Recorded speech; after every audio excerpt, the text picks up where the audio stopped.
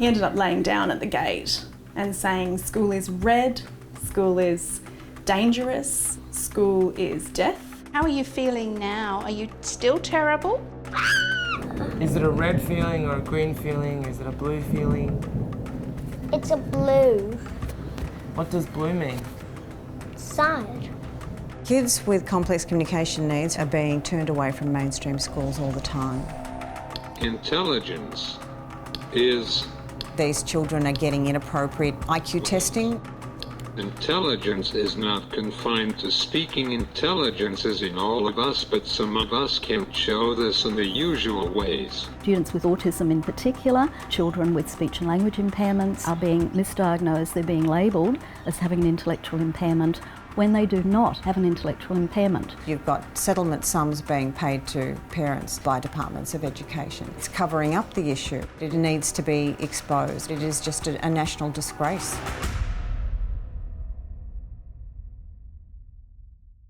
Right now, at least 1 in 4 kids with disabilities are being turned away from mainstream schools in Australia. Most have complex communication needs, many are non-verbal, and not being able to talk in some way could mean no education at all. But what if we could give them a voice? What if we could turn their silence into speech and give these kids an opportunity to learn in the same way as any other student? Welcome to Introduction to International Relations.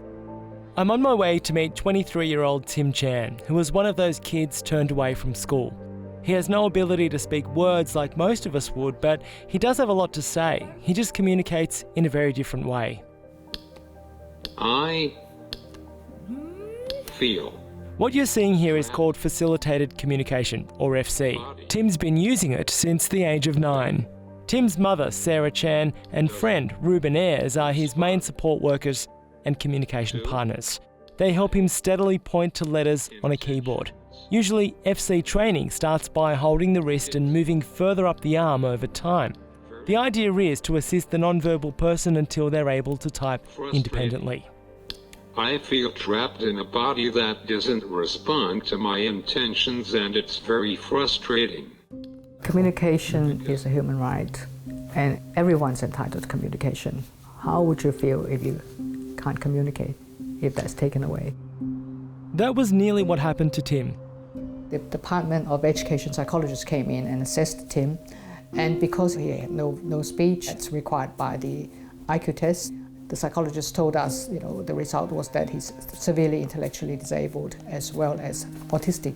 Sarah, herself a psychologist, didn't buy that. Tim was forbidden from using FC at high school, but Sarah pushed him to continue with it at home. Tim, what would you like to say to the people that make you feel isolated? I used to be angry. What was the extreme that it went to when his form of communication was taken from him? He was suicidal. He punched windows, he ran away from home. I used to be angry, but after learning more about things, I know these people are afraid of my differences. It is not easy. He's getting tired. Is he okay? He's okay. He's getting a bit tired, a bit obsessed now. But he'll finish. He tried to manage at school, but he became so depressed. He actually typed with his 8, I'm going to run in front of the bus. So finish that sentence, Tim. You can have a rest. How about? Do you want to stop filming, Tim? Finish that sentence. It's not easy to fit in, because not many people understand and accept us. Open up your laptops, take notes, and Tim, for yourself, please use your device to take notes. Tim is now getting distinctions in his first year of university. Tim is doing really well. His condition hasn't hindered his academic output. Tim's just a regular guy at the end of the day that wants to have a conversation, as we all want to communicate with people. You may think that the night will never end, but the morning always comes, and so we live through the dark times to learn to be strong and get out of life what is most important. If I had accepted the Department of Education psychologist's results, Tim would not be in the position he is today. That's because the IQ test used by the Victorian Department of Education, where Tim was assessed, relied heavily on speech. But there are other tests out there. Within the Department of Education, this is routinely carried out. They actively discourage children from mainstream schooling. How widespread is this issue of kids with little or no speech being IQ tested inappropriately and in turn potentially being misdiagnosed? Students with autism in particular, children with speech and language impairments, some children are being misdiagnosed, they're being labelled as having an intellectual impairment on the basis of inappropriate testing. It's widespread. The Department of Education it's a problem. is aware of that? Oh, the department is well aware of that. Professor Gilmore says the Wechsler Intelligence Scale is the most widely used IQ test by departments of education across Australia. Your score determines what school you can go to. 70 or above, you'll likely go to mainstream school. Anything below that, you're generally placed in one of two special schools. State-based departments of education tend to rely on the Wechsler, in my experience. It's really undermining that child in so many ways and denying them the opportunities to the sort of education that is appropriate and that everyone else has. And I've certainly seen quite a number of cases like that. The number is likely to impact their entire school career. Consequently, they tend to go into schools that don't offer an academic program, and their education is very severely limited, and rather depressingly, their access to communication aids. Like Tim Chan, 17-year-old Victor Lam is autistic. He has very few words and speaking spontaneously is difficult, but he has been trained to read aloud. Victor attends a special school in Melbourne suburbs. Victor's intelligence was very severely underestimated on the Wechsler IQ test requiring speech, which scored him as having an IQ of 52 at the age of 11. Since then, he's done not just one, but 5 internationally recognised IQ tests that don't require speech. And Victor's highest scores have been above the 95th percentile. Rosemary Crosley has been the director of a not-for-profit clinic working with children and adults with complex communication needs for more than 30 years. She invented facilitated communication in the 1980s. Rosemary's been assisting Victor with FC and augmentative communication over the past 5 years, independently of his school. Cam, I have a dream that just as blacks equal whites, we who cannot talk property will be the equal of those who can. Do you think you're treated differently because you can't speak well? Yes. In what kind of way or why?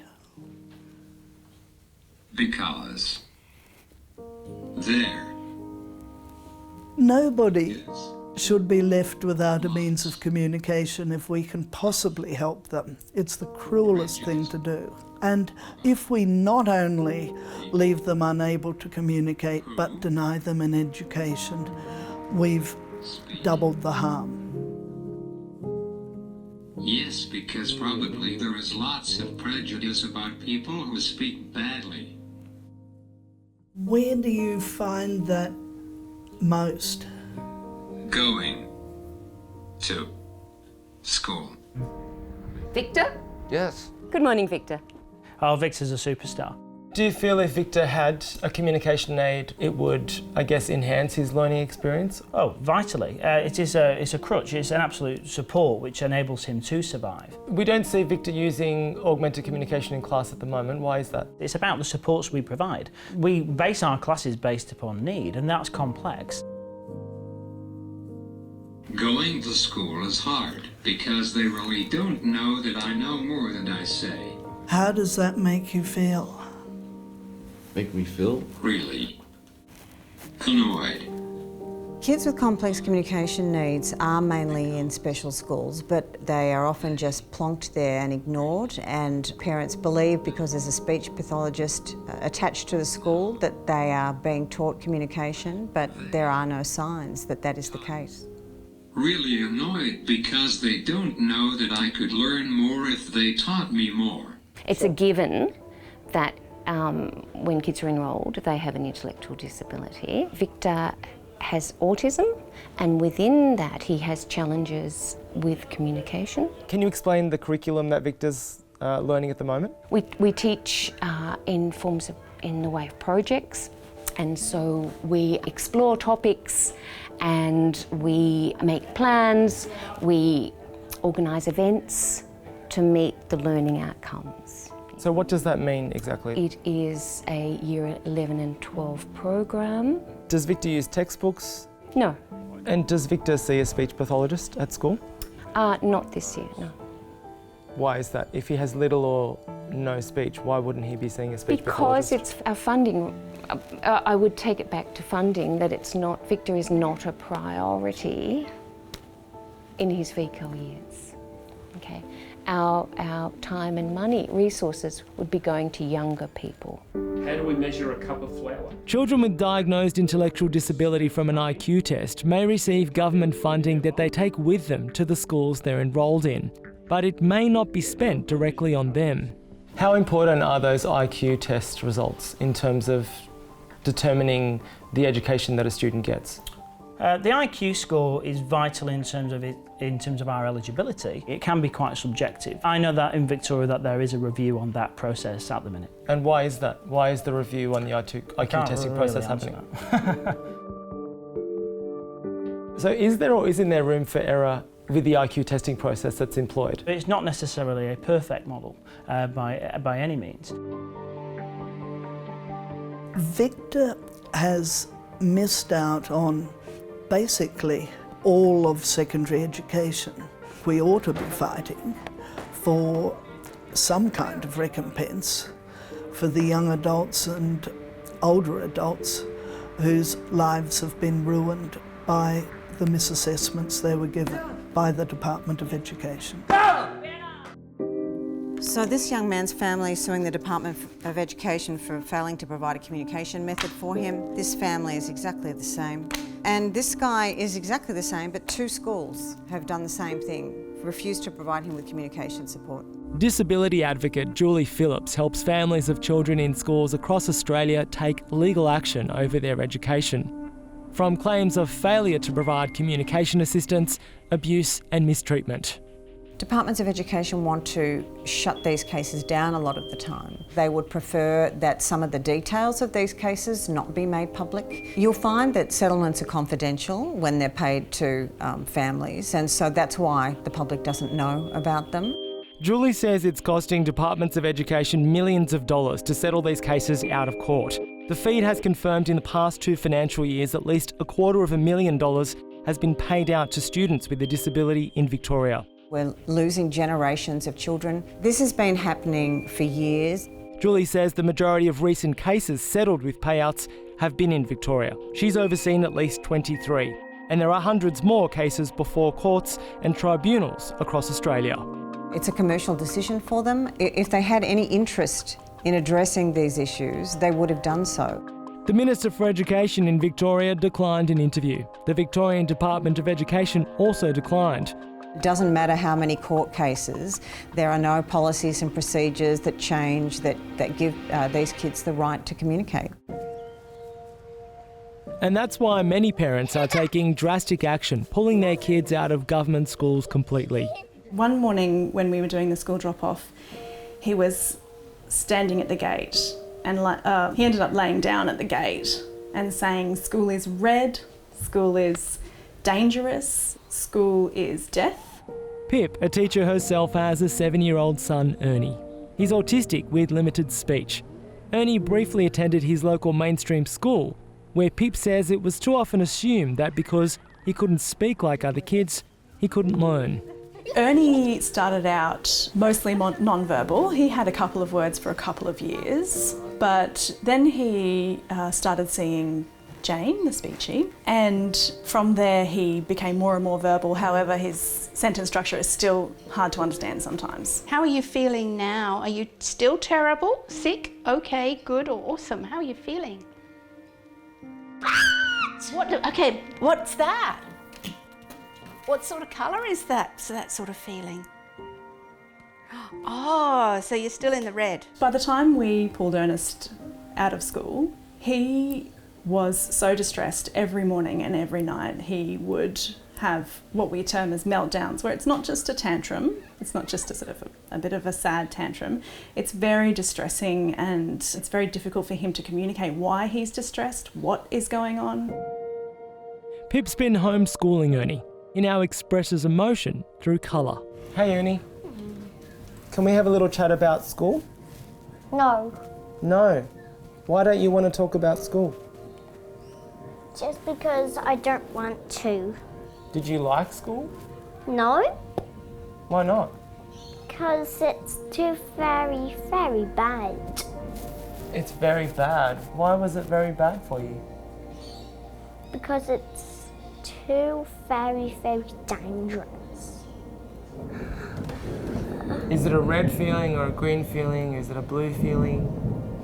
It's a blue. What does blue mean?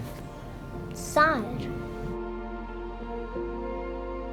How do you think homeschooling Ernie will impact the education that he gets? I hope that homeschooling Ernie will help him access the curriculum, first and foremost. And I know already I've seen changes in his anxiety levels. His anxiety is much better now. He is not having meltdowns in the mornings and the afternoons at the prospect of going to school. I would love to see a world in which the regular education system was inclusive.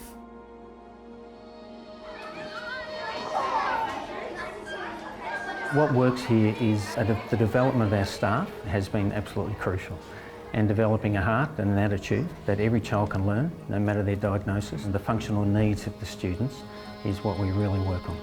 Kilberry Valley Primary School in Melbourne's suburbs is held up as an example of inclusive education that can really work, particularly for kids with little or no speech. It's a hybrid of mainstream and special school. 48 of the 720 students here have been IQ tested and diagnosed with intellectual disability. They all bring government funding with them to the school.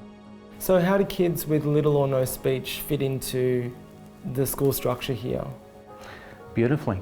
They're very well accepted. Such a diverse school, whether students have severe behaviour or autism or non-speech, it's no big deal. They're just another child that we need to work with. Zach and Julian, you're going to be partners today. Do you want to go and choose a book to start with and find somewhere to sit? Pick a book to read. Zach. Pick a book. Be careful. To me, where's the slide? Don't burn. Zach. Be. Have there been complaints from parents of the way you're educating kids at this school? I don't want to answer that. I just don't know where I sit answering that. Okay. Can you tell me about the nature of the complaints? I just don't know. Can I make a phone call to see what I can say? Seriously? There have certainly been parents of kids at Kilberry Valley that have lodged discrimination complaints in relation to the refusal by them to teach kids to communicate. Those complaints are current. We really have done the best we can for every student that walks in our door. Obviously, we can't please everybody all the time. What I'm saying is there are parents that are not happy. That happens in every school I've been in. Are you aware of facilitated communication? Yes, I am. Is it something that you would consider using in your classrooms? I would certainly not consider using it. I doubt its validity. I think facilitated communication could put students at risk. Neil's not the only one with deep concerns about facilitated communication. There are thousands lobbying to have it banned, not only in Australia, but around the world.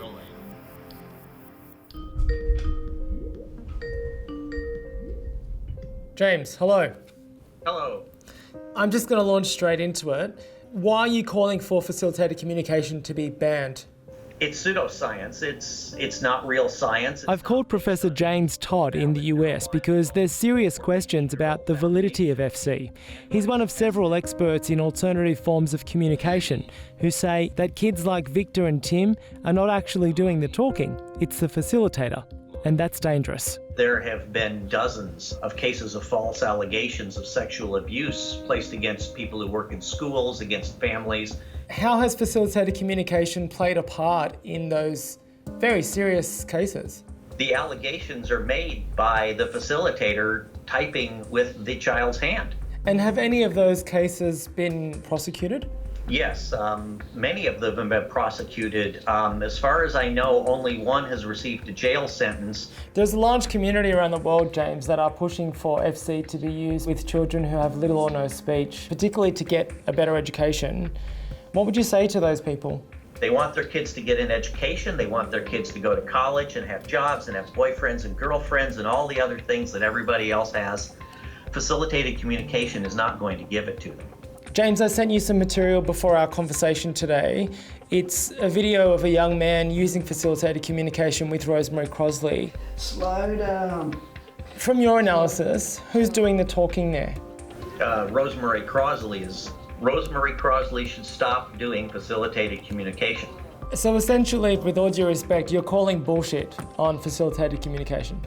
I'm saying that it's not real. And those who aren't capable of communicating, as you and I are having a false identity imposed on them, sometimes sincerely and sometimes probably not sincerely, by facilitators. Rosemary, this is material showing you working with Victor using facilitated communication that you willingly gave me. I've shown this to speech pathologists and communication researchers who say that what you're doing here is unethical and dangerous. How do you feel looking at this footage now with that in mind? What I'm doing there is teaching Victor to facilitate himself. He would have done that a lot earlier if his school had provided any input at all into the process. It's unethical to leave somebody without a means of communication. So I've been to Victor's school and I've met his teachers and the assistant principal, and they've all said that Victor no longer needs any form of assisted communication in the classroom. Sorry. What would you say to them? Victor indubitably doesn't have enough speech to meet his everyday needs, and to say that he does and forbid him from using communication aids, forbid him from typing, is to consign him to a silent rubbish bin.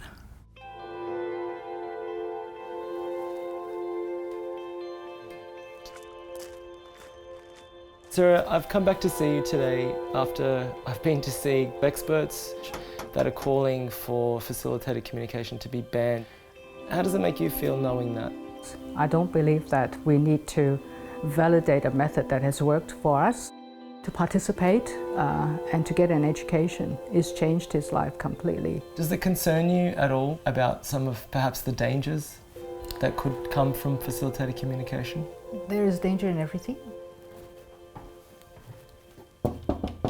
Tim, can I come in? Hi, Tim.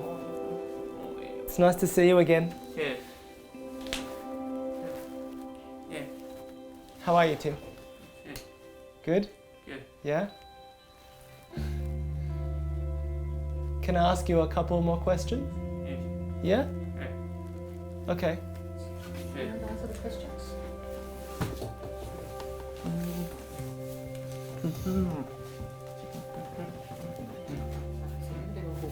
Okay. Tim, I'm wondering how you might feel if you weren't able to type anymore.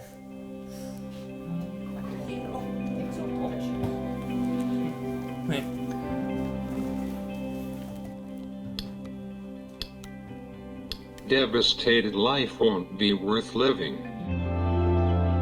It's clearly completely wrong to use a Wechsler IQ test with a child that has little or no speech. It's unethical, it's unprofessional, it's really, really dangerous. We're talking about tens of thousands, multiple generations of school children with little or no speech have been misassessed and have, in consequence, missed out on education, often altogether. State-based departments of education should be investing in the alternative tests. The whole system has got to have an overhaul. I have a dream. I have a dream that important people will see that we are the smartest, not the dumbest. There's no option but to continue to fight for these kids until departments of education acknowledge them as the valuable human beings that they are. Tim, what would you like to say to kids that might be not getting the education that you're getting now? Hang there. Hang in there and keep believing in yourself. The day when you get your opportunity will come just like it did for me.